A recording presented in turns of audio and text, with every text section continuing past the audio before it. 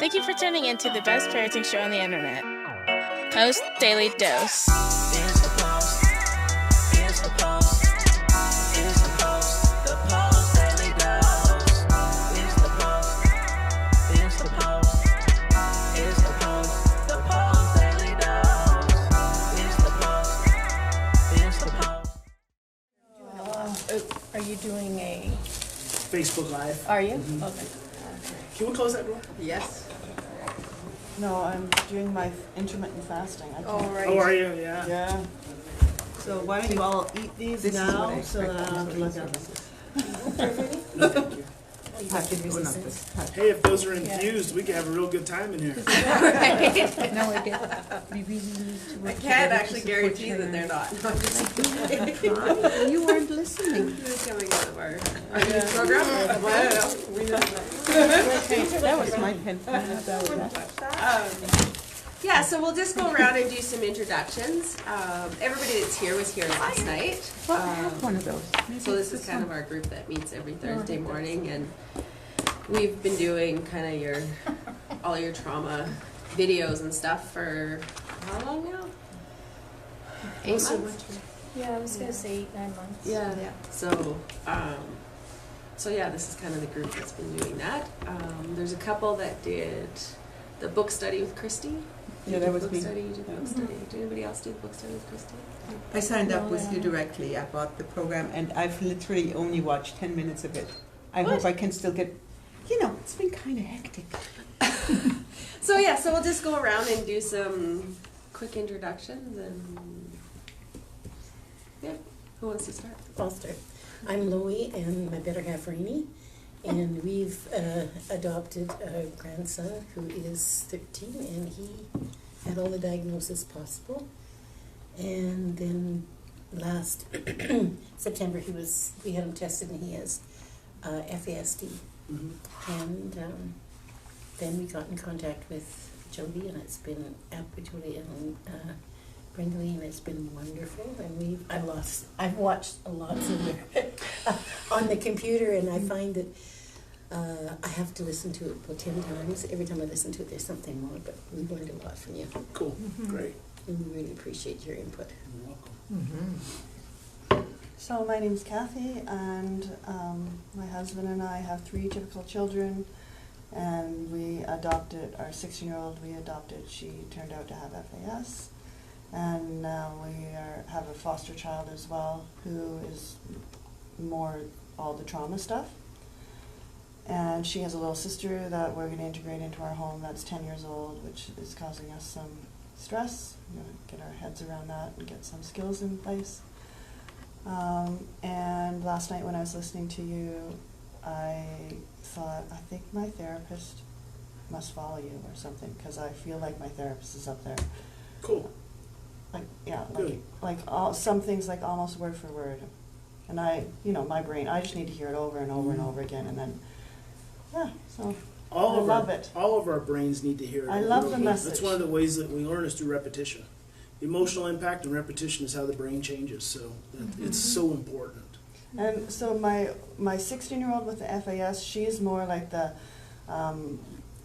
reactionary, and her behaviors are, like you see it. Mm-hmm. And then my foster daughter, she just like turtles. Yeah. And she like hunches over, hides in her room. And I'm having a hard time with that behavior. Mm-hmm. And now all of a sudden I just realize I'm dealing with it completely wrong. So thank you for that. Oh, you bet. Good. Thank you.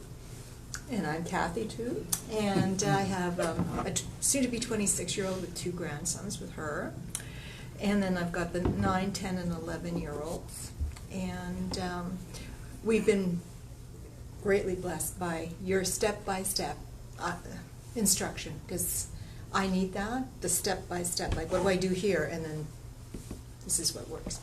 And the time in was really, really important, because the way we were raised was time out. Yeah, sure. Yeah.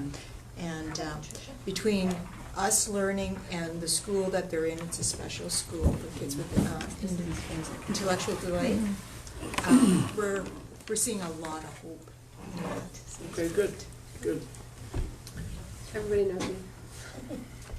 You're up. You're next. Oh, hi. Do you want us to come back? Sure. Okay. Hi, my name is Manon. I was here last night with my husband Richard. We have a 24 years old son, which has FASD. It's new for us. We finally discovered what he was not suffering, but what he was dealing with. Just 2 years ago. Wow. So we did wrong all the way. So now we're trying to, now that we understand more how to help him, it's going a lot better. But unfortunately, my son is now a turtle. I learned that last night with you, and I'll be working more on that with all your advices, and it was great. Okay, good. Yeah. Good. We can talk about that more, especially since you guys have that in common. Okay. Good morning, I'm Brenda Lee. Good morning, I'm Henrietta Schmeichel. I have a soon-to-be 18-year-old child with severe FASD. You know, all the labels you posted yesterday, well, she has all of them plus more. She's also been diagnosed as schizophrenic, which kind of makes sense because her mother had it, and 2 types of bipolar, and then, you know, all the abbreviations that are out there except for autism. Yeah, she also has those. And yet, it is really scary because she had her first schizophrenic episode. Actually, she told me about it. She saw things that weren't there when she was 8. And I went to the hospital, Children's Hospital, and I said, I need you to look at this because her mom has it. What do I do? And I said, well, she's too early to diagnose. She's too early to help. So things just got sideways from there, and she is very defiant at times, not always. I'm at a loss. She's not living with us over the last 2.5 years. CFS stepped in because our post-adoptive support worker really provided no support. She just told us to give her back to the government. So she's too difficult to handle, just give her back. And I says, I can't do that. This is my child. Well, they don't ask me for help, kind of thing, you know. And she says, well, I give you support, so you give me money. And I've hired many caregivers to help us, and they all said, you cannot leave me alone with her. So as far as breaks go or respite, yeah, there hasn't been any. So when social services said, hey, you want us to help you with her? I said, yeah, I do. Biggest mistake I have ever made. And now I'm stuck with the worst team. Now that she's almost 18, these guys really do nothing. They just let her run. Now she's addicted to drugs, she's a full-blown alcoholic, and she is so stressed. When you mentioned that yesterday, and I've done some research on my own, because her entire body has stretch marks on it. And it's not like she's gained massive amounts of weights, but her cortisol levels must be so high because that's what breaks down your skin, and that can cause stretch marks. She has it everywhere. It's going up to her neck. And that's not helping her stress levels because now she's also not pretty, right? So yeah, I definitely need help. I'll take anything I can get now. Okay. So we'll just come back to, hi, my name is Patricia. I'm a grandma of 2 grandsons that live with FASD and a 51-year-old daughter who lives with FASD. Okay. And I try to support and manage. So my husband's line is, Kelly is in charge of her life. She makes all the decisions, and we're in charge of cleaning up the messes. So he's at her house today cleaning up a mess. Oh, no. Yeah. Anyway. They One live you with- just sold? Yeah, the ceiling caved in the kitchen. And try is that's an understatement. Pardon me? When you said I try, you do. I try. I do everything I I've can. watched you for almost 2 years now. Yeah. So You're I awesome. figured a few things out, and a lot of things I just have to. So I use the I use the Serenity Prayer a lot. So I over the years have figured out mostly where I have control and where I don't. And sometimes I'm surprised where I don't. Sometimes I'm surprised where I do. Anyway, it's always a surprise, right? Right? That's it. Yeah, and I burned out twice, just so everybody knows. And the burnout was caregivers. I mean, I can excuse my daughter, my grandsons, because I have a rationale and I understand the rationale. And if I knew a diagnosis for some of the so-called support workers, I have some right? That's right. Support isn't always good. Well, I'd like to pick up with Kathy. Kathy left me with a challenge she's been having, and so I was kind of meditating on that, praying on that throughout the night. I'd like a little bit more detail about the I call it pooping and peeing, but inuretic and increpretic behaviors.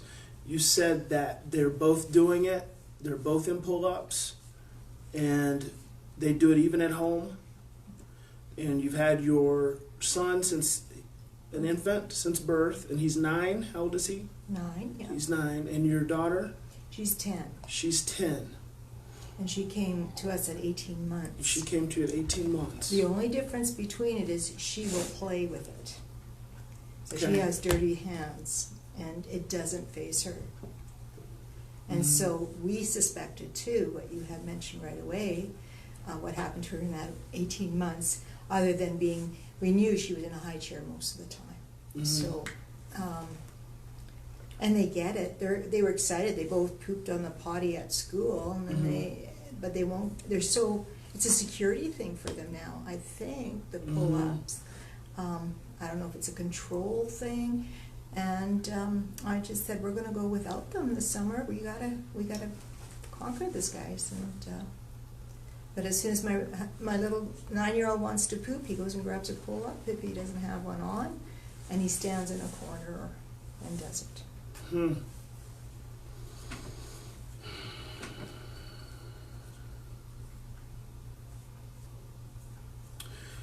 Who else is in the home? There's a 11-year-old, so she's also adopted, and then there's just my husband and I. So, if I was to just speak, which I'm going to speak, just from what you've told me, I would say that there are a couple things. 3 things, maybe 4 things. So, the first, and probably the easiest to start with, is I really want you to pay attention to when the pooping and peeing happens. I would like to see if it's predictable. So, look at, especially at school, but even at home, transition, changes in the home, routines, and it could be as simple as coming from the living room to come to the dinner table for dinner. I'd like to see if it's predictable. That'd be number 1. Number 2, and I would probably save yourself the hassle right now and keep them in the pull-ups, but I would consciously tell them that we're going to start potty training, because it could be, if it's not anything of the other things that we talked about last night. It could be that, see, trauma, I mentioned this, impacts the circadian rhythms. And one of the things that is connected to is the brain's connection to the body's need to release. And so it gets severed. It doesn't work when you've experienced, especially in utero trauma and trauma in those first couple of years. So not only does it impact sleep and food, but it impacts bowel movements and urine and everything like that. So a lot of times for some children, it's by the time they're ready to poop, it's too late.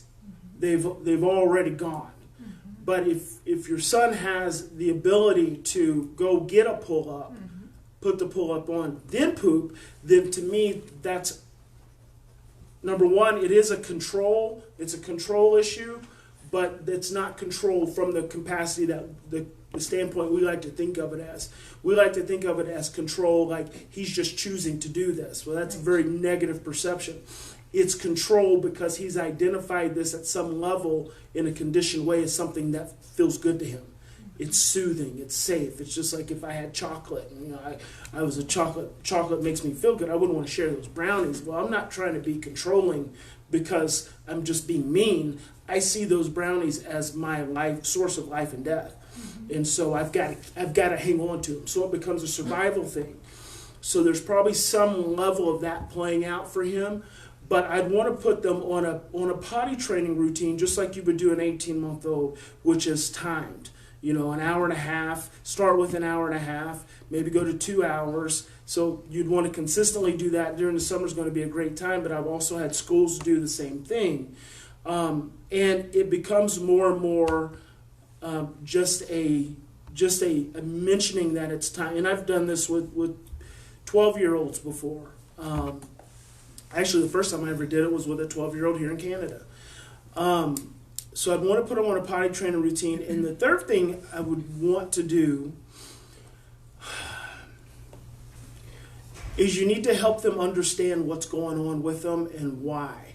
And so what I would encourage you to do is make an opportunity for a quiet space. Maybe it's in their bedroom or when no one else is around, and one at a time, and maybe with you and your husband together.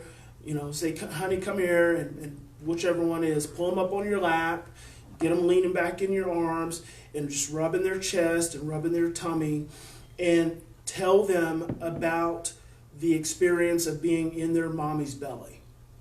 Like, when you were in your mommy's, I have something I need to tell you, and it's going to make me a little sad. This is the important piece, is it's got to be emotionally connected. And I said this to someone last night.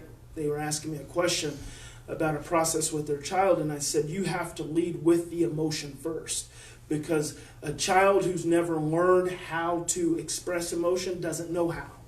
So they can feel emotion, but it's not the most normal thing, and it's not even normal for us, for many of us, because we've learned that attitudes and feelings aren't okay. So we've got as much suppression around emotions as our children do.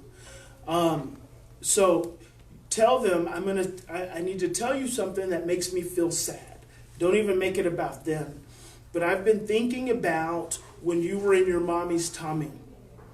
And I've been thinking about that in relationship to the challenges that you're having with your potty training. And we're going to start working on your potty training. But here's the thing. And you're rubbing the chest or rubbing their belly.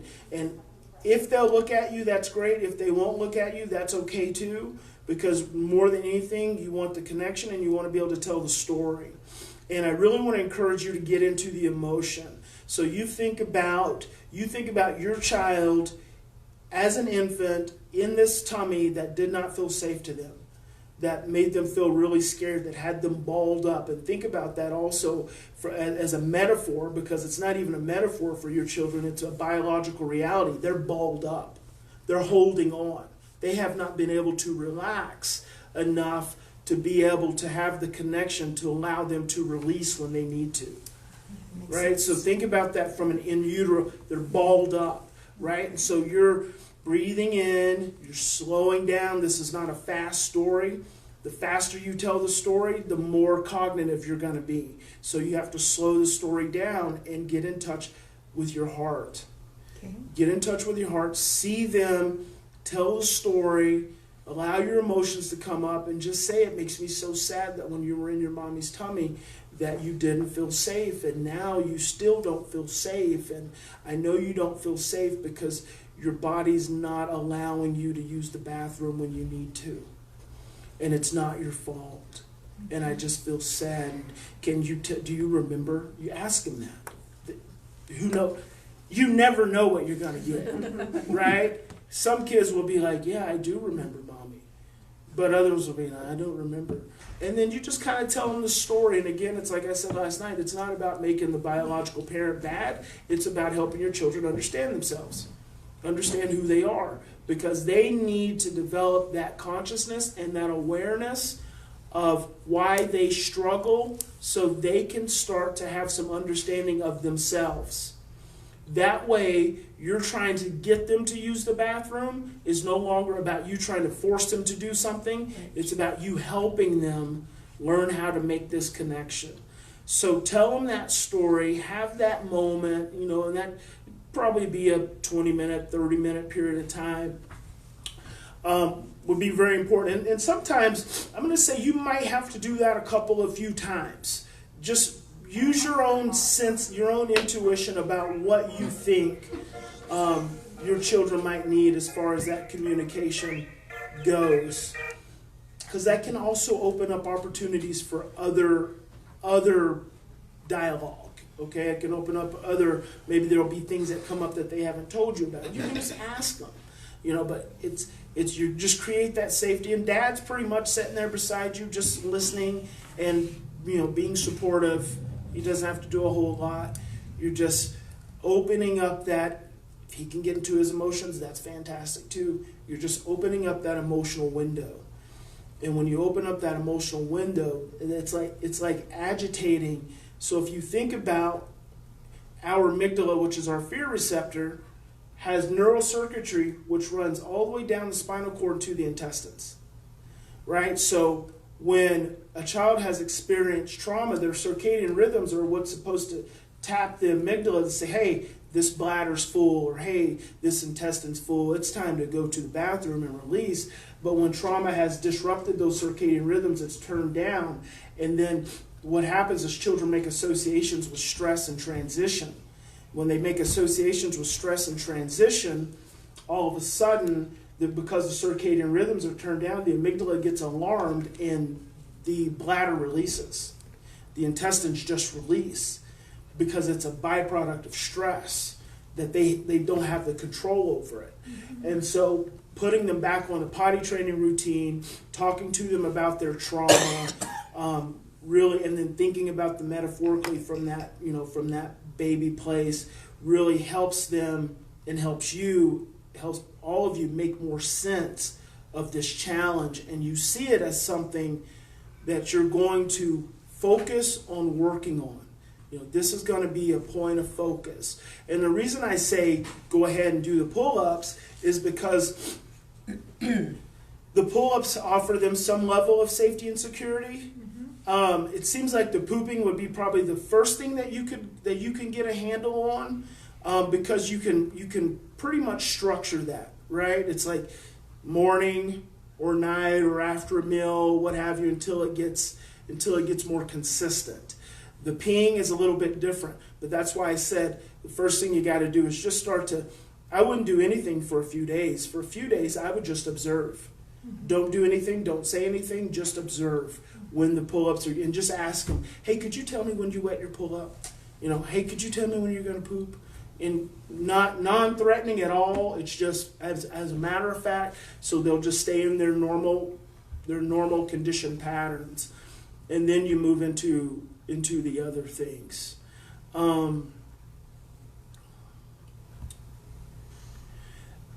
It's really regressive behavior. It's really regress. So they're not 9 and 10 in that space. They're definitely 18 months and younger.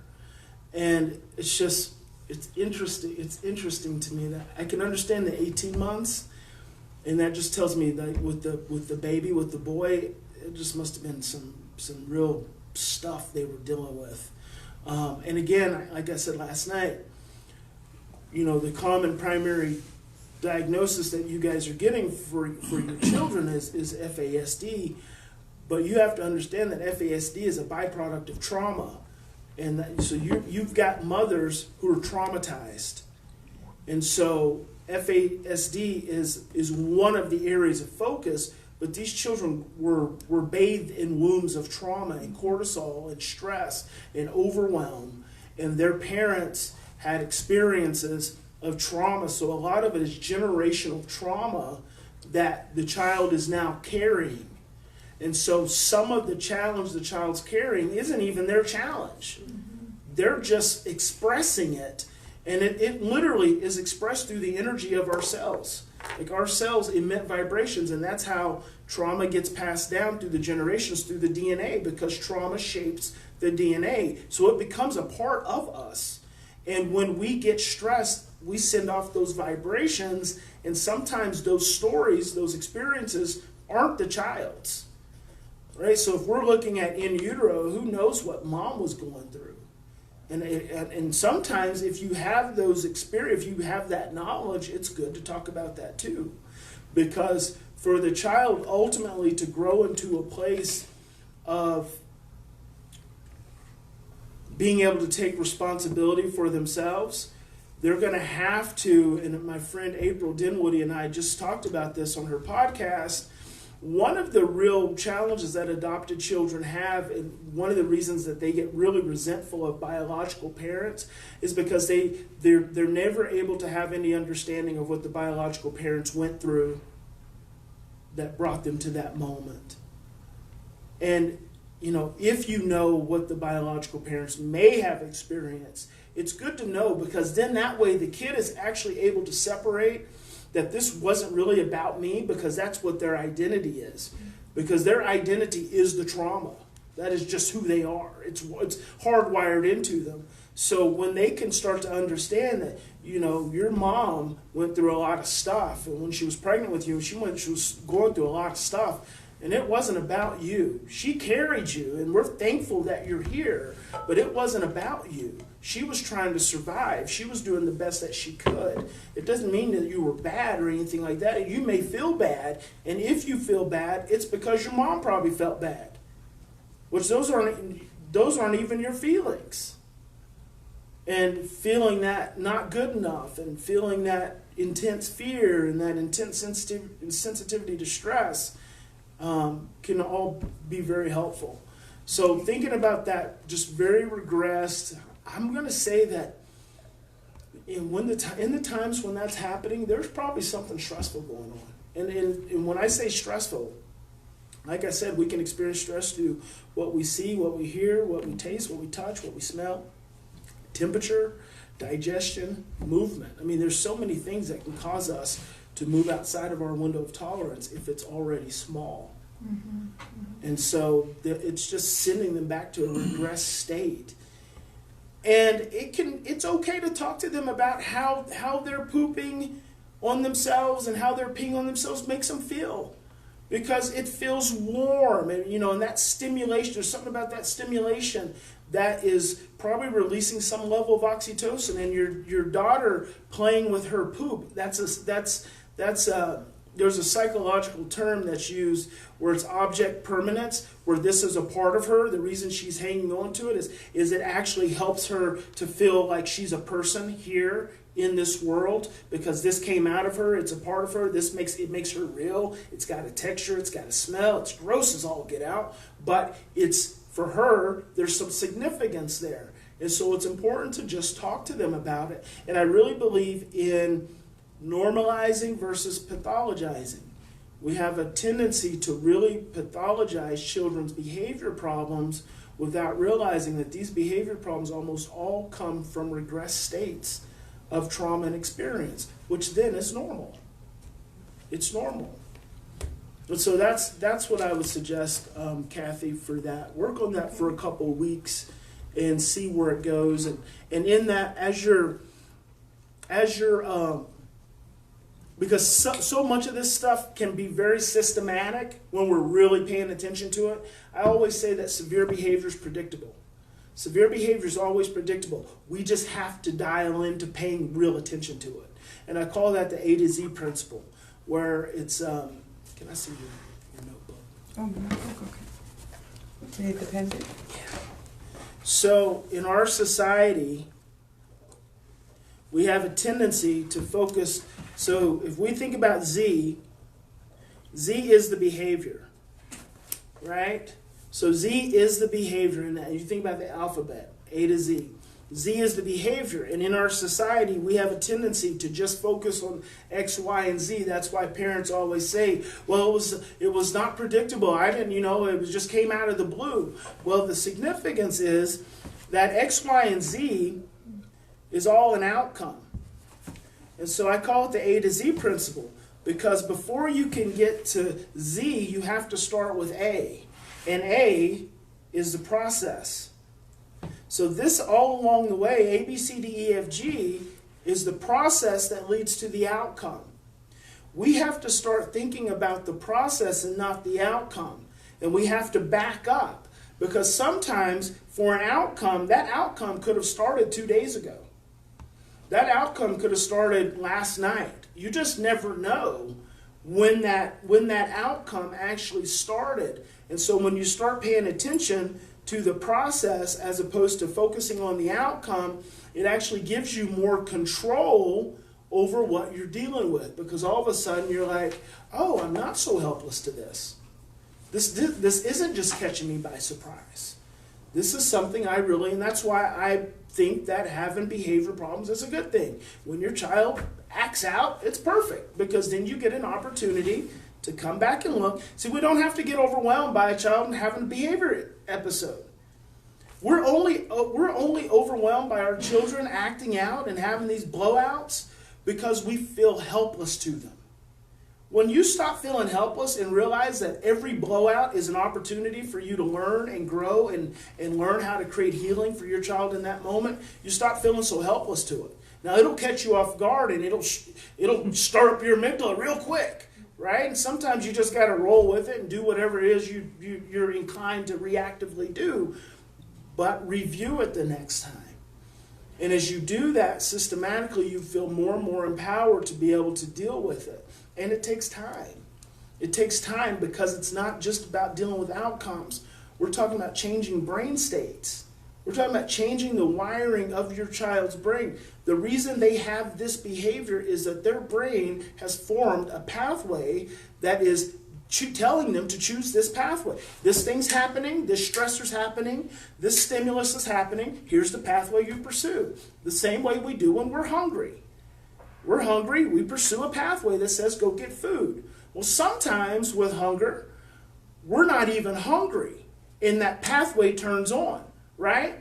And how many times have you said, you feel hungry, and then you're like, I'm not hungry, I'm just bored, or I'm just stressed, I'm not going to eat right now. And you just go along. You know, it's not a big deal. You said you're doing intermittent fasting, same thing.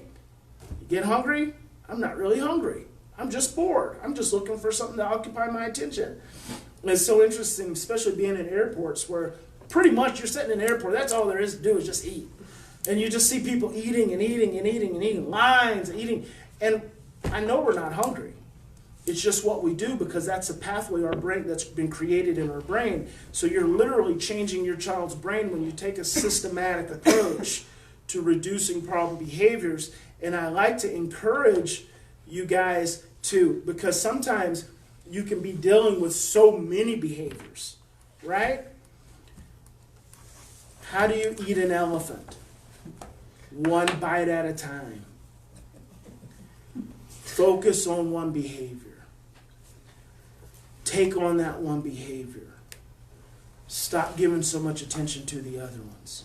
Because what you're going to find out is the approach you take to the one behavior is actually going to start to impact the other ones. Because if you take an approach that all behavior arises from a state of stress, and with one behavior as your focus, and with that behavior you're focusing on reducing stress, well, you're reducing stress in the entire environment. And that's going to affect all the behaviors. Is that helpful? Mm-hmm. You look just like this woman in Claremore, Oklahoma, where Christy and Marley live, that works at the tag agency. Like, she could be your twin. Oh, really? Yes. Yeah, she could be your twin. What's the tag agency? Is she a nice person? She's nice. You'll take it. I'll take it. My son, can I add? My son used to have this problem until he was 12. He poop and pee, and he was at school.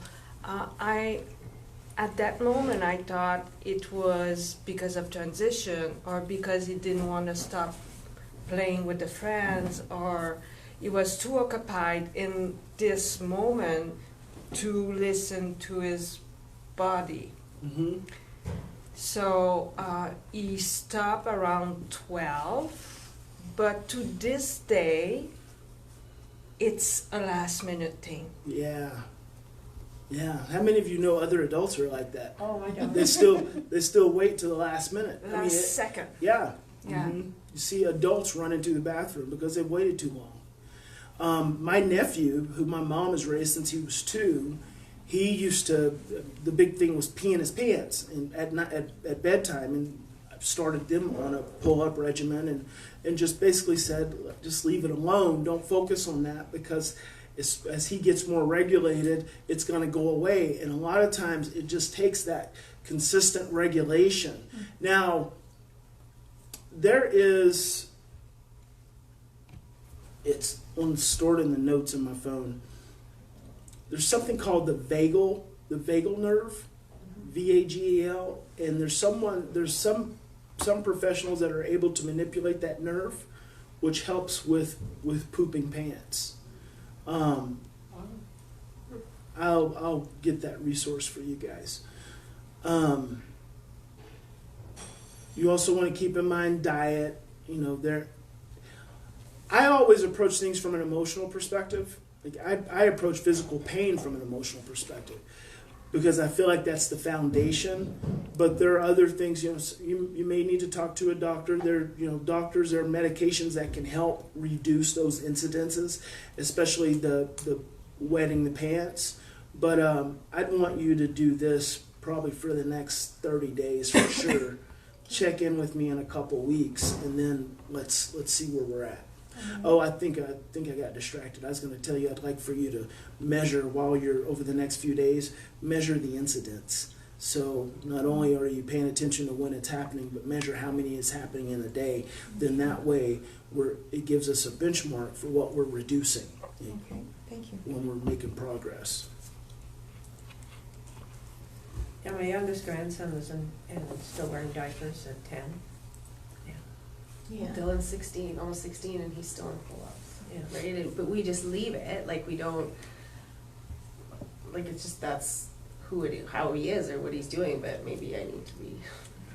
Well, and there's definitely something neurologic with FAS, that alcohol or drug exposure that's tweaking that connection and makes it really difficult. And the reason, as kids get older, they become more conscious and more mindful, and so that process of consciousness and mindfulness helps them start to pay more attention.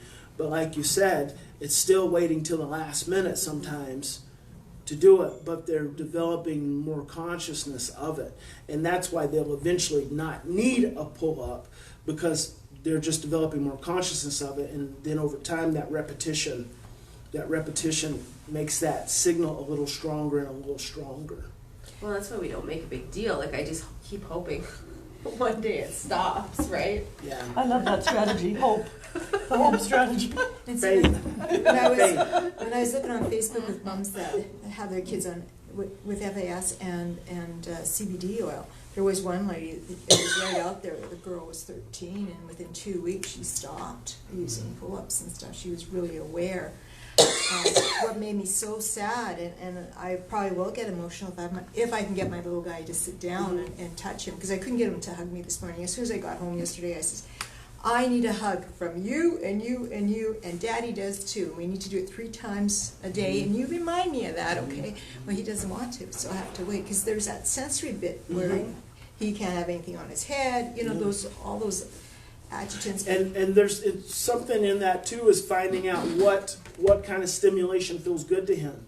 Yeah. So it may not be a hug, it may be a back scratch for him. Yeah. And then the other thing is just having the intention. Never discount that, just having the intention. Just being here in this room, all of you are creating a positive intention for your children that sends a vibration of love to them. It may be a small seed, but you're creating that just by having the desire for them to feel better and for everyone to feel better. That's a big deal, and we don't give that enough credence, because we just look at everything as it has to be so hands-on, and it doesn't, because so much of who we are, all of who we are, really is vibration. We're all vibratory beings. Thoughts become things. Wow, busy place. What the heck's going on here? Looks like I have to go dig Well, up a they talk chair. about Yeah. vibration. I could do that.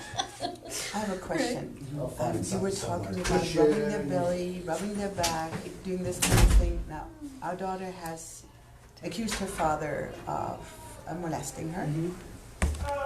And her big thing, and something that was supported by Children's Services, was that rubbing her back and rubbing her belly is a sexual come-on. So I can't even do this. I have a younger adopted child, a turtle. Actually, she's been turtling this morning since all this stuff happened. She's just in her shell. She doesn't want to come out. And my oldest daughter asked her, she says, does mom and dad rub your back? And she says, yes. She said, see? You should report this because this is what happens. And I think so, how do you get past that? Like, I'm afraid to touch her because she misrepresents things. And not anymore, but in the very beginning, and now she's acknowledged that it never happened, but I mean, this seems to be like, this was real, this is not real, but this goes back and forth. Was she ever sexually abused? She's been with us since she was 2 days old. Oh, okay. But her mother, when you said the generational issue, her mother has accused her father of sexual abuse. And I don't know if it's true or not, but her father he's dead now, was a diagnosed alcoholic. And there must have been issues because her older sister, her grandmother took her older sister to come live with her because her mother was an alcoholic and drug user. And she found the baby in soiled diapers, and she hadn't eaten. She was screaming bloody murder. So the grandmother took her home, and Children's Services, whom I know long, but this was a good team. They said you cannot have her live with you as long as your husband lives there as well. So there must have been issues we just didn't know. Right. I have no idea. I've never told my daughter that her mom was bad. I've always been supportive because she really wanted to keep her, but with her disabilities, it was just impossible. I'm honestly, I'm totally lost. I no longer know what I'm doing. Everything I do feels wrong. Maybe it is, and I'm just. Well, we're all dealing with this trauma, eh? We have to get over, heal from it. It's so hard. Sorry. No, it's fine. It's fine. The only reason that mental health professionals tell families, healthy families, not to touch is because of their own fears. And it's a sad thing, but one of the real common misconceptions we have around children who've been sexually abused, and your daughter growing up probably wasn't. There's probably been some things going on since she's been in and out of your home. We have the misperception that you shouldn't touch children who've been sexually abused because they're going to perceive it as being sexually abused, and that's terrible advice because a child who's been sexually abused has been touched in an unhealthy way, and the only way they can learn healthy touch is through a loving adult. And one of the things that I always have parents do, and I would have your husband say this to your daughter right now, I don't want to have sex with you. You're my daughter. I love you. I only want to take care of you. I only want to support you. I'm not going to have sex with you. He's told her that many times. That's such an important thing because kids who've had experiences, they don't know. And until it's spoken, they will believe the worst because they have that threat in their brain.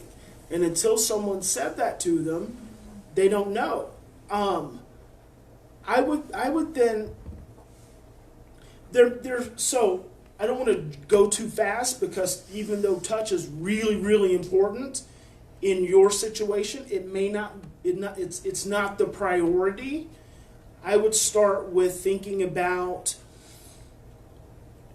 moments of healthy interaction. And you say that you're confused and you don't even know, what's right and what's wrong. I'm going to tell you, listen to your gut, listen to your heart. That's where your truth is at. You know. You have mother instincts. You know. And sadly, a lot of professional advice is based in fear. And it's based in fear, and then what it does is it plays on your own fear and your own anxiety. Can I interrupt you for a second? They didn't tell us that. They're telling her that. And I don't have a problem with her in that regard. I mean, she's been AWOL for a week and a half, and the only person she contacted was me, nobody else, so she trusts me. So I don't have that issue. She also trusts her father again. She wrote him 3 big letters, and she apologized for what she did. She knows it wasn't true, and she doesn't know why she did it. That's the big thing, and she was so grateful that we have never given up on her, and that she still belongs with this family. This is the only thing that keeps us going, but I don't know how to stop these people from putting thoughts in her mind that she then keeps, and now she's confused, and I don't know how to take that away. So you're confused and she's confused. Yes. So well, I'm only everyone's confused as to, well, we're all confused really. The whole family is totally Everyone's confused. Yeah, because of the misinformation that's bouncing around everywhere. And we know what happened, and my sons know what happened. I mean, I have mature sons. My oldest has his own kids. And they're still there for Cheyenne. So Cheyenne is still, this is my daughter's name, it's still part of our family. But all the things that are happening, I mean, obviously, she is so confused because she didn't go in and out of our home. She just left and she never came back. And how old was she? She was 16. 16, okay. And this is when everything started. I don't doubt that somebody did some really bad stuff to her, because she's been exploited terribly. So it's coming from somewhere, and this fear is stuck with her. But by the same token, she will overcome this fear by saying, I'm in control, and then she does it despite being afraid. And it doesn't serve her well. I mean, why would she want to kill herself? She's scared, she's afraid. How often do you see her? I've seen her lots, but because she's been AWOL, I've only seen her accidentally. We ran into her at Walmart, of all places, when she was AWOL. And she was excited to see us, but she was with a group of kids, and they pulled her away from us as quickly as possible. So these are the friends she has, and they've been using her. She's been providing their food money, right? So, yeah. Normally I see her frequently. Like, she comes, we've been out. She's been with us on a 4-day camping trip. And this is when I saw how much things have actually changed since she left. So you still have a relationship with her. Yes, and we all do. That's fantastic. That's fantastic. That's what you want to focus on. You want to focus on the fact that you still have a relationship with her. Even though all these other things are going on, you want to continue building on that relationship, because that relationship is going to win out when everything else finally goes away. I would also write her letters. I would have your husband write her letters, and you write her letters. Fantastic. I've when we went on vacation, I wrote her a letter, a card, and I wrote in the card, and there was a nice saying, and then I would send her affirmations along with it, so she can do that. And a friend of mine that she knew well and likes would bring her that every week. So we still had that connection. I thought that was important. It is important, because if she's writing letters, it means she likes to think through what she's saying, and she can take letters with her, and she can have your words with her, and that's a sustained part of the relationship. The other thing you don't want to do is you don't want to be a part of the confusion. So you have to work on disconnecting from the confusion. It's okay for her to be confused. She should be confused. She's got She's getting a lot of information coming at her from a lot of different people. She's supposed to be confused. Plus, she's still an adolescent. She still has an adolescent brain. There's potential schizophrenia in the history. So, is she on medication? Yes. So then she's on medication too. It's not working. So there's so many reasons for her to be confused. She should be confused. You can't be confused. Yeah. You have to pull yourself out of the confusion and the overwhelm. And the way you do that is through breathing. I'm having a therapist come once a week, and we're doing therapeutic yoga. Mm-hmm. The amount of money I'm spending on all my therapies Mhm. is enough to have supports for Yeah. her at home, right? Right. But I know it makes a difference. This yesterday just threw me for a loop, Mm-hmm. so I didn't anticipate this. I was in contact with her the night before, and she sounded perfect. Mm-hmm. I don't know, something must have happened during that night. Sure, something probably did, and maybe it happened during the night. Maybe she sounded perfect because she was in a moment that she sounded good. But she's out there on her own. She's a 17-year-old trying to figure out, and she's confused. And the thing I want you to grasp though is when she comes to you with all the mixed messages that she's receiving, I just want you to get really quiet. I want you to get really quiet and really present. That's how you tone down the confusion. Because if you start getting anxious and wanting to like say things back like it shouldn't be, it's not this way, then it's just confusing her even more. And then you're getting stressed, she's getting stressed, so I want you to get more present and just say, honey, I'm sorry you keep getting that information. And I'm glad you're here. Okay. That makes me sad. I'm glad you're here. Well, I've been trying. I've been reading the book I Hear You, Mm-hmm. and I've been using that a lot, and it makes a difference. Mm-hmm. And that's really all I have to say. I hear you, and then she just tells Mm-hmm. me everything, and she feels understood, Mm-hmm. even though I'm sort of like not in a good place hearing all this stuff. But I'm really trying. It's the relationship. It's the relationship that wins out with your adolescence. And the relationship is the first thing that gets severed when we start focusing on behaviors. You start focusing on behaviors, you're going to lose the relationship. The relationship allows you the ability to influence your child throughout the lifespan. This parenting thing doesn't stop at 18. It doesn't stop at 18. It continues until we're in the grave, until we stop breathing. So we create so much anxiety and stress around getting our children to a certain place at a certain time, and it's all BS because you don't stop being parents. And so we spend so much time trying to control our children's behaviors and getting all this input and how to control them during the most vital times that we should be building relationship. That then when they hit adolescence, they start rebelling, and we don't have enough relationship to keep them pulled in.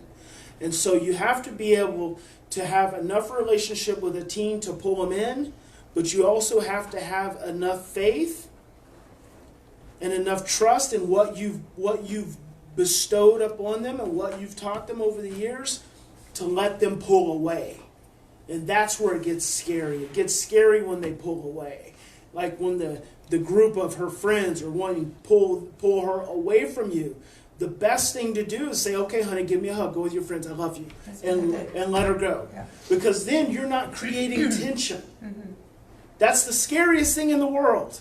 You want to hang on to your kid. You want to keep them with you. You want to keep them safe. But the safest thing is to let them go. Because then you're removing the threat. And when you remove the threat, before you know it, she'll be at your house with her friends because the threat's been removed. And it's such a challenging stage to go through with teens who have trauma, have fetal alcohol exposure, and all these other diagnoses, because it can be so crazy. They can be so crazy, and it makes us crazy, and we all just get scared. Crazy is just rooted in fear. It's rooted in. You think about that. We're crazy because stress causes confused and distorted thinking. Stress and fear make us crazy. Stress and fear turn off our short-term memory. We can't think clearly when we are stressed out and scared. So we become crazy. We become crazy because we're stressed out and scared. We're not thinking clearly and we can't remember. So we are crazy. And in our craziness, we keep doing the same thing over and over and over again. Yeah. Ingrained. Mm-hmm.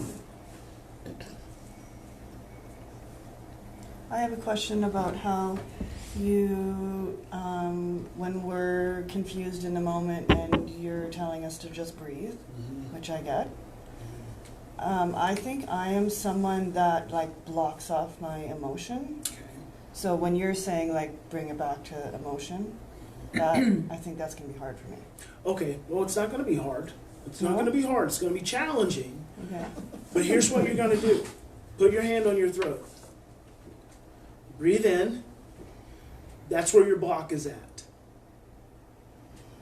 That's where your block is at. Because somewhere in your own life, your voice was taken away from you.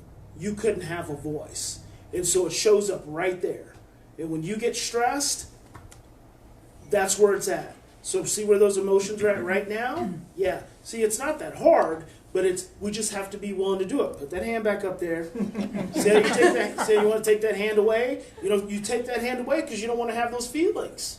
But that's where they're at. That's where your block's at. So put your hand there and just breathe into it. And when I say, when you're confused, just get quiet and breathe. If you'll just get quiet and breathe, if you'll put your hand there, you're going to have emotion. And you can take that to your bedroom if you need to. You can go out to your car with that. That's your emotion. You can do with it whatever you want to until you feel safe. One of the best things you can do, though, is let your children know that feeling's there. And it's not bad. It's not scary. It's not overwhelming. It's how you feel. It's how you feel. The Greek translation of the word to honor is to assign meaning no greater or no less than what was deserved. It's honoring you. It's honoring your experience, your feelings. It's not about making anyone bad, or it's not about making anyone else, their fault or any of that. It's about honoring you. It was your experience. You deserve to have those feelings. You deserve to have those feelings, and you don't have to keep being that little girl who didn't have a voice. You have a voice, and it matters, and you can let that go. Okay? Now you can move your hand. But don't forget, because it's there. Anytime you are having reactions to your children, one of the first things you have to do when you have an opportunity is stop and ask yourself, when did I feel this before? How am I feeling? How am I feeling right now? And when did I feel this before? Because a lot of times you will regress back to a place to where you felt helpless. And then when you regress back to that place where you felt helpless, that's where you start operating from. The emotion takes over. We have a cognitive level of memory. We have a motor level of memory. Well, we have a cognitive level of memory, then we have an emotional level of memory, then we have a motor level of memory, and then we have a state level of memory. Your cognitive is your thinking, your emotion is your feeling, your motor is your movements, and your state is your personality. Trauma gets stored in the state. The state is at the bottom. So when you get stressed, your state level of memory turns on. So any trauma, any painful experiences get turned on and then dictates all the other levels of memory. So it's like a filing cabinet that goes up. And as soon as the state gets turned on, everything else is held hostage to that state. You become hostage to those past experiences. And so when your child is hostage to them. So both of you become hostage to them. And when you can start to honor and own your own reactivity, your own pain, your own trauma, your own fear, your own anger, whatever it may be, when you can start to own that, then what you're essentially doing is you're giving the child the opportunity to have their own.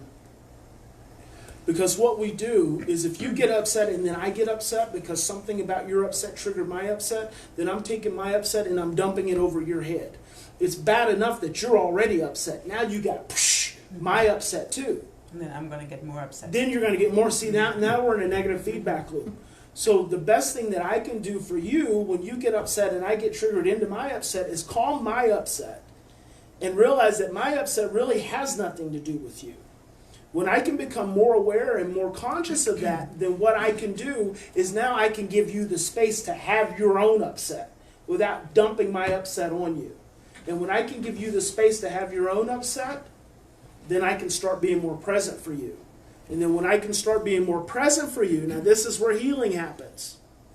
Because in your upset, your state level of memory is open. So all your trauma is exposed. See, that's why negative behavior isn't really a bad thing. Because in the midst of your child's negative behavior, all of their trauma is exposed. Their state level, that drawer on that filing cabinet is wide open. And all that paper is just flying out of there.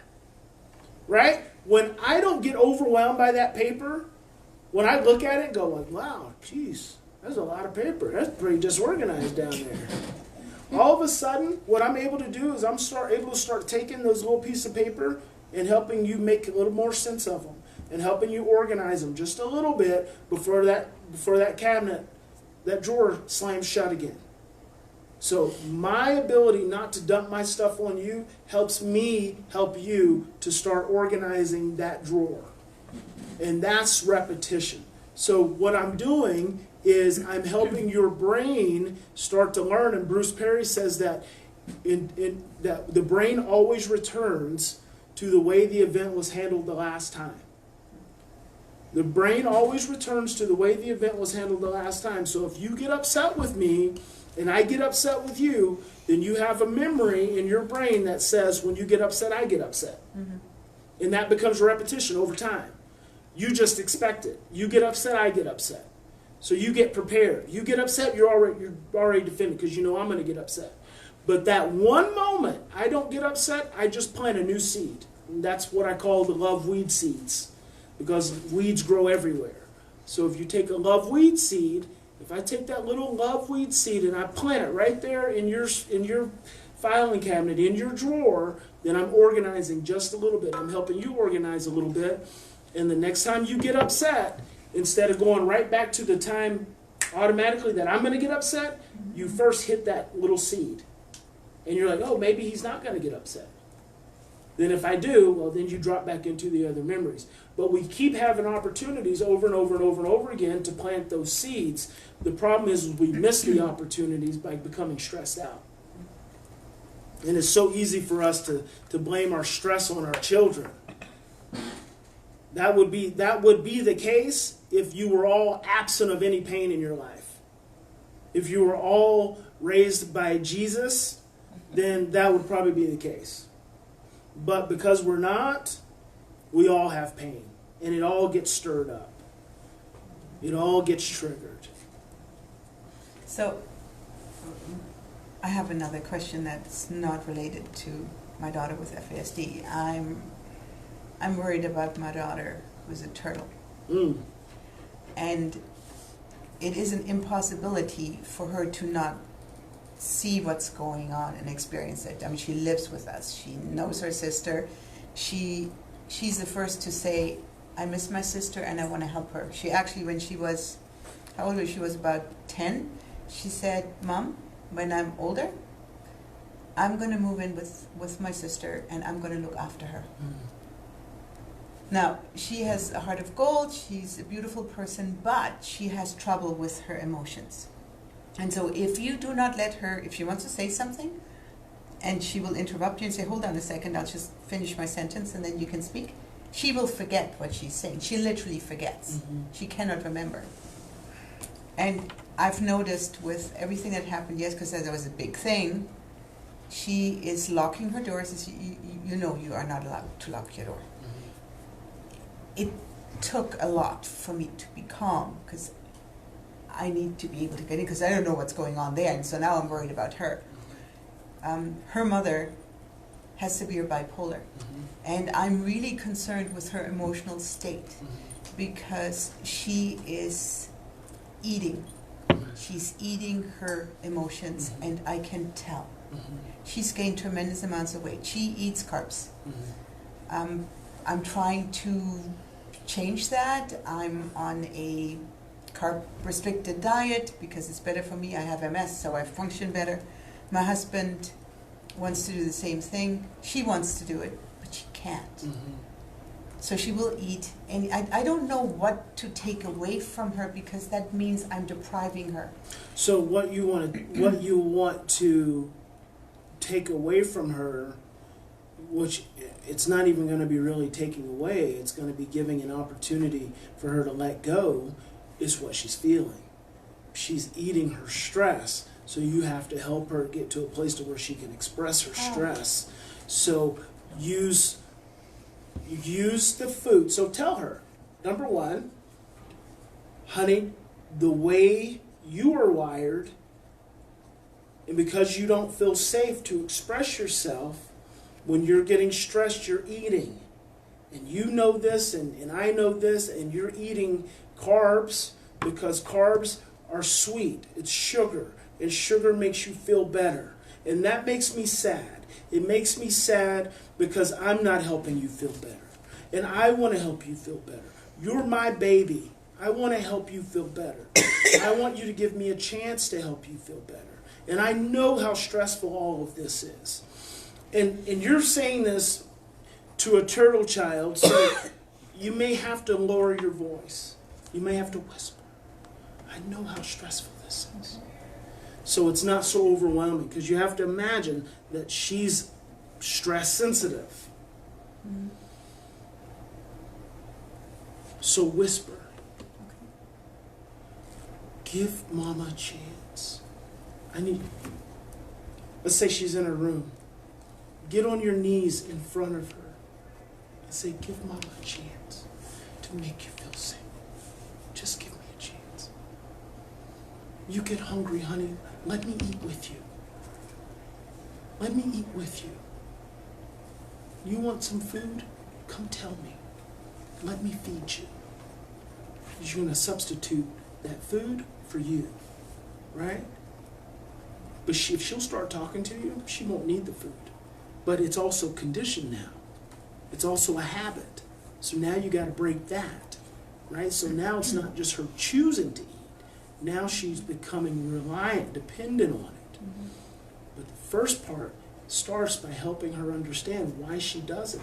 And then you letting her know, I can keep you safe. I can keep you safe. And honey, I'm sorry. I'm sorry we haven't been able to get it all figured out with your sister. And I'm sorry that scares you. And I'm sorry that makes you feel helpless. But we're her mama too. I'm her mama too. We're her parents too. We're not giving up. We're not giving up. So you've got to take that responsibility from her. She keeps taking on that responsibility because she's not yet trusting that you've got it.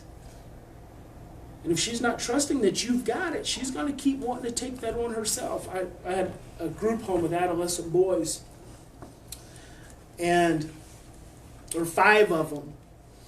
And one night they were having a big episode. We had a great night, Halloween, took them to a carnival, brought them back, and they were bickering at one another. And then the oldest one got triggered, and he decided, he's going to show them. And so he jumps out and he goes and gets the gas can because his responsibility was to mow the lawn. So he had always kept the lock to the lawnmower and the gas. So he got the gas can, and we hadn't even went in the house yet. We just pulled back up. And he went and got the gas can and starts pouring gas around the house, making a circle. So the one who had really kind of been teasing him on the drive home says, he's going to burn the house down. He's going to burn the house down. So there's this, all these boys are getting upset. And so Andre was the one with the gas. And Andre is 18 years old. He may have been 19 at that point. He's 6'4", probably 250 pounds. And very feminine. Very feminine. And so D was 16, about 5'7", 150 pounds, but very aggressive. So we're outside, it's 11 o'clock at night. Dee runs, and so I took the gas can from Andre. I said, give me this gas can. What? Boy, what's wrong with you? Give me this gas can. I went and put the gas can up. And I said, if your social worker knew that you were pouring gas around the house, you know what would happen to you? You'd be shipped off. And so Dee goes and tackles Andre. 11 o'clock at night, right? The other three are just watching. So Dee's tackling Andre. They are fighting, and I say fighting because it's like 2 3-year-olds fighting. Ooh, ooh, ooh, ooh. And so, because I understand that energy, I just walk over and I say, stop it. Stop. Get up. Get up, just like I would with 3-year-olds. And Dee says, well, he's going to burn down the house. And I said, he's not going to burn down the house. You think I'm going to let him burn down the house? You think I can't keep you guys safe? I can keep all of you guys safe. 11 o'clock at night, me and this 16-year-old kid, face to face. Everyone else is watching. I can keep you safe. It's my responsibility to keep you safe. Not your responsibility. My responsibility to keep you safe. I'm not going to let anyone not have a home. This is all of our home, and it's going to be okay, and I've got this. Well, he had the gas can. I said, you don't worry about the gas can. Now, y'all get in the house. That's just how I handled it. And they all went in the house. But you weren't whispering. I wasn't whispering. Because with him, I didn't need to. Because he was aggressive. I called him, his nickname was Little Bear. And I was Big Bear. And sometimes you have to put the little bear in his place to help him feel safe. And he had never felt safe before. And so just by claiming him and claiming the home, no one got in trouble. Andre didn't get in trouble. No one got in trouble. No consequences, no punishments. Just, I'm upset. I'm upset because I've got you. I can keep you all safe. Now go to bed. And they went to bed. But I tell you that because your youngest daughter feels like she's got to take responsibility. And she needs you to reclaim her and let her know that you're not giving up on her sister. That you've got this. And it may not look pretty, but you're not giving up. And this is what's so important about, and I don't want to lose the turtle child because I know that's important. This is important when it comes to siblings. And what you have to understand, because a lot of times when you have siblings, your fear is that the sibling who's not as easily stressed is going to start to mimic the one who is real stressed. But what siblings do is they look to you all as the parent to determine whether they should feel safe or not. If you are dealing with the behavior and it's stressing and overwhelming you, then they're going to feel stressed and overwhelmed. If you're dealing with the behavior and you're handling it, they're going to look at you and they're going to say they can handle it. But what they're also going to say is, I now know when I behave that way, if I behave that way, I know what the response is going to be. And so that creates a level of safety, creates a level of predictability. But with the turtle child, you have to go slow. Whispering, making yourself present. It's kind of like I said last night with the turtle. You got to be present. And sometimes that's just being in her room. Sometimes it's not talking. It's just being present. Going for a drive somewhere. You don't have to talk. It's your vibration that makes all the difference. And what happens is if you do that enough, she eventually can come out of her shell. And she'll start talking. You can't force it out of her. Just be present. Both you and your husband. Thank you. My son doesn't live with us anymore. Mm-hmm. He's 24. He has his. Did I meet him last night? Yeah. I think he was talking to your husband. Yeah. Yeah. Mm-hmm. I want to keep a good relationship with him. It was difficult at home, so he left, and we're supporting him in his apartment. But what I just want to ask or say, or he has alcohol and drug issues. So I want to bond with him so he can feel more comfortable, and maybe those issues will go away. But I have difficulty when I pick him up. I'm happy I'm going to get Alex and we're going to go shopping or dinner or whatever, but he smells so bad that I don't get angry. But I feel stress, and he feels it, and it destroy a bit our good bonding, dinner, whatever, because I cannot handle this, and I know that I have to work on myself to just ignore the smell or whatever and enjoy the moment. But let me give you something on that.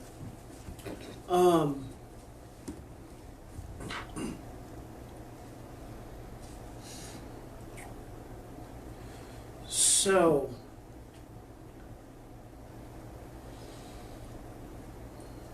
let's start with this. The next time you arrange to you guys to have bonding time, and he shows up and he's been drinking, and I really want this to happen, so I really hope it happens, and you smell it, I want you to just pull the car over, stop the car, and I want you to take his hand. And I want you to put the other hand on your heart. And I want you to breathe in, and I want you to squeeze his hand. And I want you to say, I just love you so much. And I am so sad. And I am so sorry for all the stress that we have gone through.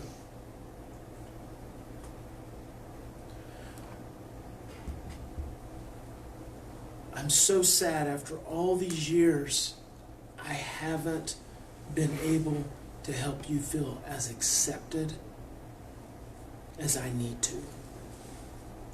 Can you forgive me? Have your tears. Ask him if he can forgive you. He says yes. Say, great. Okay, let's go. And then go do what you're going to do. That's going to have a huge imprint on him. Because what you have to understand is not only does he have cellular conditioning towards alcohol, right? So there's vibrations in him that's attracted to that, because that's the core of who he is. But then now he's got stress in his life trying to be an adult that he uses alcohol to help him try to regulate, because that's what alcohol does. It helps us get out of whatever stress we're feeling into an altered state so we can feel better, right? So it's self-soothing. Addiction is an external attempt to soothe an internal state. That's all addiction is a child who learns to use something outside of them to soothe something inside of them. That's no different than food. You have to stop seeing the alcohol and the drugs as a bad thing and see it as his attempt to survive. But what you want to help create, the reason you want to have that moment, is you want to give him some consciousness without mentioning the alcohol. Some consciousness that he's stressed. And you can say to him, honey, I know we have a good time when we're together, but I also know it's stressful. So say this the next time. But after you do the thing I said. So after that time, say, honey, I know it's stressful. I know we have a good time together, but I also know it's stressful. So could you please only have 1 or 2 drinks and not 3 or 4? Because I think after 3 or 4, I don't get to enjoy you as much. So if you need to just have 1 or 2 drinks, or smoke half a joint instead of a whole joint, and just give him permission. Because he's going to do it anyway, right? He was going to drink or smoke the joint anyway. That's what we don't realize. But we should realize it because he keeps doing it over and over and over again. This way, you're giving him permission, but really what you're doing is you're talking to his scared little boy. You're talking to the stressed out, scared little boy who thinks he needs to get altered to spend time with mom because he's afraid of being rejected. So, but then what he experiences is mom rejects him energetically. Even though you don't get upset, 90% of communication is nonverbal. He can feel He feels it. He feels it. So as soon as he gets in, you go from here to here. And he's like, ugh. But at least he's got now he's a little altered. He can deal with the rejection a little better. So just say to him after you do that, hands, apology, just say to him, I know it's stressful and I know we have a good time, but I know it's still stressful. So if you could maybe just have 1 or 2 drinks. And he'll say, okay, Mom, and he may not have any. Just because you gave him permission. Because you said to him, it's stressful. I know how sensitive you are. And I'm sorry for that. It's been a lot of years for you to develop that sensitivity. And we haven't gotten it right. We've messed up. But we want to do better. And we're trying. I just need you to give us a chance. And I'm so thankful that you allow us to spend this time together. That's gonna have so much impact. If you can do that, it'll have so much impact. And then you don't have to feel bad. Because now you're helping him and helping him. instead of stressing him. And stressing him, yeah. Instead of stressing him. Yeah, good idea. Yeah. And then you can go home, have your husband put his arms around you and have a big boo-hoo. If you're that stressed about it, but I bet you won't. You won't even be that stressed about it anymore. No, because I will just share it. So Yes. When you share, it's less heavy. So. Mm-hmm. Usually he drinks the night before. So when I was saying the smell, it's because it was so heavy the night before that when he gets into the car, You can still smell it. oh yeah, Yeah, and you know what you say? You say, I'm so glad you're safe. yeah. You must Okay. have really tied one on last night. I'm so glad you're here. I'm so glad you showed up. Okay. But see, we're not condoning. That's not condoning the behavior. Yeah. That's taking away the threat for something that already exists. See, we think we're condoning it by saying, I'm so glad that you made it. I'm so glad that you only drank a certain amount. That's not condoning it. That's just taking away the stress you create around it, which actually lessens the desire to have it. It's just a paradigm shift. It's just a different way of approaching it. So if I relieve some stress from him, maybe he'll be more willing to share or to talk to me about his difficulties or... Not only that, but the night before, he may even take less, he may even drink less because he knows he's going to come see you. And then all of a sudden, he doesn't want to disappoint you. He doesn't want to let you down. So then no longer, it's not about him feeling rejected by you, it's about him letting you down and him rejecting you, and he doesn't want that. So that can just have carryover influence. And that gives him the opportunity. I've got a buddy of mine who has probably only smoked a joint twice in his life because he said, every time I think about it, I think about how my mom would think, what my mom would think. If I was to have an asthma attack because I smoked a joint, what would my mom think? His mom's deceased now. But that message still carries over for him. And so when we can create that kind of relationship with our children, it goes back to the relationship. The relationship's what's going to see you through. It's going to see you and him through this moment in time. And when this moment in time is passed, because all of your children's brains aren't even mature yet. No. None of your children are working with mature brains. So you've still got plenty of time, and there's going to be these shifts that happen when their brains hit these developmental stages where the relationship gets a little better. My question is, we're encouraging them to tell us, to share what they're feeling and stuff like that. But my fear is, my little guy that's 11 he's only 3 years old and he can't articulate it. How do we help them show it in another way, or how do we help them? It's not necessarily always got to be specific words, because some of their experiences are pre-verbal. They don't even have words for them. But it can be just you communicating the words. And in you communicating the words and the feelings more than anything. It's the feeling that's more important than the words. Right. So when I say, I feel really sad, I feel really sad, I feel really stressed, I feel really angry, then I am communicating a feeling behind a word, and I'm teaching you how to use your words. So we take a child who's been conditioned for behaviors, and we start reconditioning them for feelings, making feelings okay. And then we reconditioning making attitudes okay. And then when they get to attitudes and feelings is how we all cope in society. That's what we want. We just want to move them out of behaviors. But right now, that's just where they're at. So when they're having behaviors and you give them words and feelings, you start making words and feelings okay, then they start moving away from the need to have those behaviors, because their brain starts learning new pathways. Okay, so when all of a sudden he just gets mad, and then what do I say to him?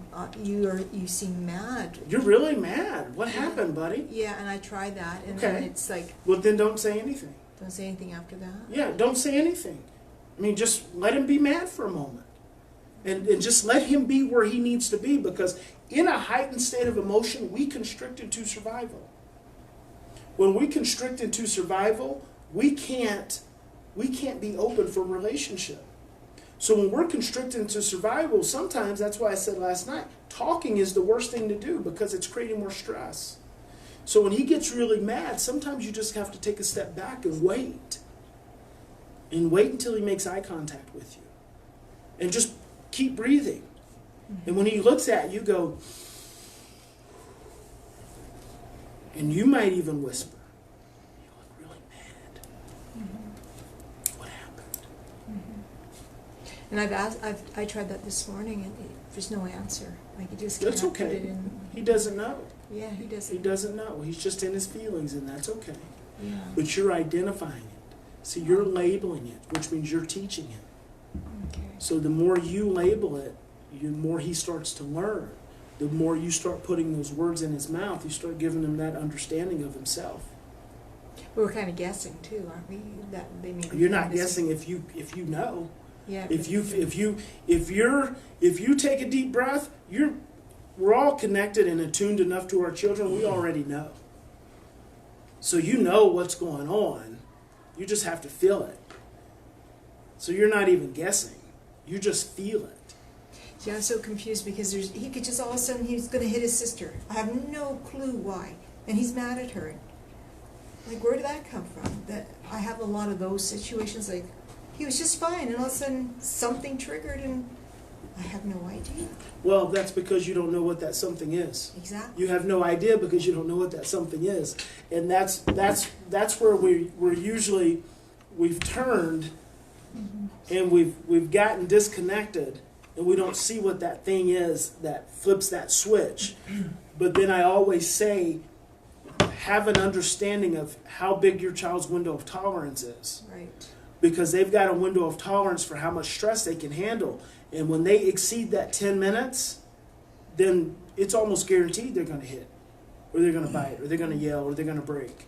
And so start tuning in and predicting that window of tolerance, connecting with your child before they eclipse that window of tolerance. Like, they could be just waking up. We had the example of their buckets already full when they wake up. So here's one of the things I was going to tell you I want you to start doing with those two, is giving them a bottle in the mornings before they get out of bed.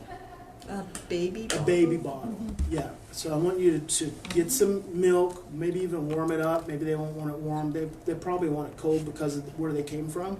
Put a drop or two of vanilla in it, maybe a little honey, make it a little sweet. Lay down beside them and give them a bottle before they ever get out of bed. Wow, we're going really far back. You're going way back. Yeah, and that's you're working with some really, really core developmental gaps. So I would say give them a bottle first thing in the morning before they get out of bed, and they'll start waiting for it. And I would say they'll probably want that for the next 6 months. You'll do it consistently, do it during the week. You can take the weekends off or whatever. They may ask you to do it. If they ask you to do it, go give it to them. You hold it, lay beside them, and just give them the bottle. And what you're doing is you're getting in there and you're turning up those circadian rhythms real slow. You're dialing them up, because what happens when children have experienced trauma and they wake up, their circadian rhythms go from 0 to 10. Then they're immediately agitated and mad. Like, what are you upset about? Yeah, exactly. That's just how their brain's wired. Or they can't get up at all. It's like, oh, it's like the zombie effect. Yeah. Giving them that bottle helps turn it up. Now, what you have to understand about a bottle is if your children don't need it, they won't take it. They'll say, get out of here, I'm not a baby. But approach it as though they want it. And approach it as though you want to give it to them. And 9 times out of 10, they'll accept it. But a lot of times parents will be like, hey, can I give you a bottle? Let me give you a bottle, baby. Don't do that, because that's shaming. Right. Right? I like to say, you know what, when you were a baby, I didn't get a chance. I miss you had them when they were babies. So you say, well, with your daughter, she didn't come to your 18 months. So you can say, I missed out on all those moments of giving you a bottle. And mama just wants to do that again and have her baby back. I just want my baby back for a little while. So what do we do? Because this is interesting. My daughter, she's always loved her soother. She knows how to self-soothe. She has special blankets with strings that she pulls, and she rubs it, and that calms her. I don't understand that, but I've always bought her those. It's sensory. Yeah, well, yes, but I don't know what that does, because it doesn't do anything for me. And lately... Well, what it does is it turns on oxytocin in her brain. Rubbing that string... No different than the food. It's all the same. Okay. That rubbing that string, that's touch. Okay, and touch is your skin has the biggest receptors as correlated to your brain. So whatever she's touching, it's like that's massaging her brain. So if you could massage her, she's getting the same thing out of playing with that string. Well, and that's the same thing she gets. Now, what would be even better is if you had those strings on you, and she could play with strings on you while you're next to her. Okay, I'm going to make a poncho then, and she can do that. Yeah, because then you could hold her. You could hold her. She could sit next to you, and she could play with those strings. But then what she's really getting is your regulatory vibration. And then all you've got to do is sit there and be quiet and just think loving thoughts and just breathe and be calm. The thing that she told me, she loves milk. She drinks milk like there's no tomorrow. She told me she really misses her soothers. Mm-hmm. And she misses her bottles. Well, maybe she'll let you give her a bottle. Well, so, yeah. Yeah. I guess I'd my, never... My 16-year-old grandson will not give up his soother. And we've had orthodontists and dentists, and I can't tell you how many, and pediatricians, and I don't know how many people. Nor say, should he. Yeah, say he shouldn't have it. Let him have it. He has it. Let him have it. He has, Well, he has supplies at every house he stays Well, in. because he has it in those moments when he needs it. It's not like he walks around outside with his soother, right? But if he comes to our house, he knows where he's got a supply. Good. He's got a supply at his mom's house. He's got, The only better thing than him having it is if he would let you give it to him. That, you know, it's great for your kids to have bottles, but it's better if you're giving it to them or with them in the process, because that's the original experience. What the bottle mimics is being at the breast. You don't want to just have the breast out there by yourself. You want to have that soothing, loving, kind, nurturing person with you, making you feel safe, because the best thing about breastfeeding is not even the breastfeeding. The best thing about breastfeeding is the oxytocin and the connection that's getting created during the process. It's skin to skin. You're activating all the sensory pathways. This is important. In fact, Fraser Mustard, do you guys know that name? he's Canadian, and he was over the ministry, like the deputy of the ministry, I don't know what the names are here, but this was 15 years ago. And he was talking about the importance of parents holding their children in their arms and being close to them is because you're activating all the primary sensory pathways. Smell, sight, sound, if you're giving them a bottle, taste, temperature, touch. All that gets activated, and all that has a direct impact on the brain. Now think about that as opposed to just this sensory pathway. This sensory pathway is eye contact, and it's sound. Well, imagine if you guys were in my arms and we were having this conversation. Imagine how impactful that would be. You'd never forget, right? Right. Traumatized. Well, she's come to me when she was 15 days old. Huh? She didn't make eye contact. It took me about a month before she did. I don't, maybe I did something, like I've always held her. It's in We've utero. been- She came to you balled up. She came to you balled up. That was her experience. She's balled up. And even thinking about her less as a turtle child, just think of her as a balled up fetus. She's just scared. And you're just soothing her into relaxation. You didn't do anything wrong. You've done everything right. She's okay. She's not bad. There's just some tweaks we can make to help her relax even more and help you guys' relationship even more. The best thing that could have ever happened to her was to come into your home. The absolute best thing. You've done nothing wrong. Well, I just feel I must have missed something. No. I mean, she came to me, she had lost 2 pounds. She's 15 days old, and she's lost 2 pounds. She was, preemie clothes didn't fit her. I bought her soft, dull clothes. And tell her about that. I did, Yeah. and she thinks that's really cool. Yeah, and feed her the bottle and tell her about it all over again. Okay. Tell her about all that when she was a baby, what that was like for her. It's going to help her relax. All right. So we just have like 5 minutes. Anyone else?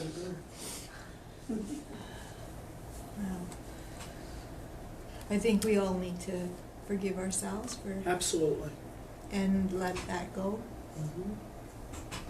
We didn't know. Yeah. We didn't know. What you need to do is commend yourself. Even more than forgiving yourself, commend yourself. The fact that you are trying. That you keep, not only that you're trying, but that you keep trying. How many years of therapy? You keep trying. You've not stopped.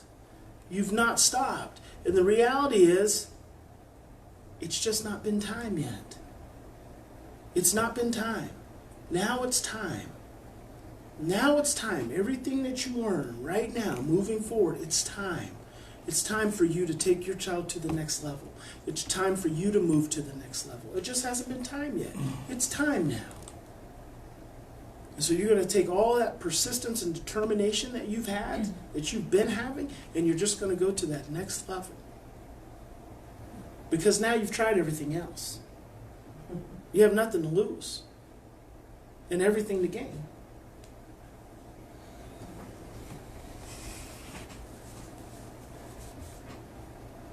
You know, that's really important, because when you have, say, family who aren't aware or haven't had the situation, they're very judgmental. Mm-hmm. And I think that's really helpful to realize that, you know, it doesn't matter what they think, right? You've tried your best. And my mom used to always say, I tried my best, and if I made a mistake, God will forgive me. Sure. You know, so I think that's something that's Yeah, been a real struggle for us. Social and familial judgment is rough. It's rough. Yeah. I mean, it's really evolutionary, because being a part of the clan is a part of our survival. And so when we get judged, it's separating us from the clan, it's separating us from relationship, and we're engineered to be in relationship, so there's so much threat around that. But in reality, you're not really losing your clan, it's just the fear of it. Because those people, you know, that are judging, you probably don't want to be around them anyway. True story. I want to share for these things. A friend of mine said to me one day, and I think it's good to have friends that you can grumble to about, you know, Yeah. Brenda Lee and Jody are amazing at listening to the Vesuvius, and you just get so much. It's a good way to regulate yourself. But I had a friend say to me, Patricia, they're not your blessing, you are their blessing. You are, and you, by you being a blessing to your daughter and your grandchildren, then you're blessing the world. Yeah. So you're all being blessed, and you are blessed. You are a blessing. Definitely. To step up and to love these people that have been given more than most of us could bear. And that maybe it's a blessing that they're not as aware as what they're carrying. And that's part of our burden, is I find it a burden to be so aware and to witness my grandchildren and my daughter being unaware of what they're carrying. That's the biggest burden for me. And then I go back and remind myself that, yes, keep being the blessing. Plus you all. That's true. It's true. Yeah, totally. Thank you guys. Thank you. Thank you so much.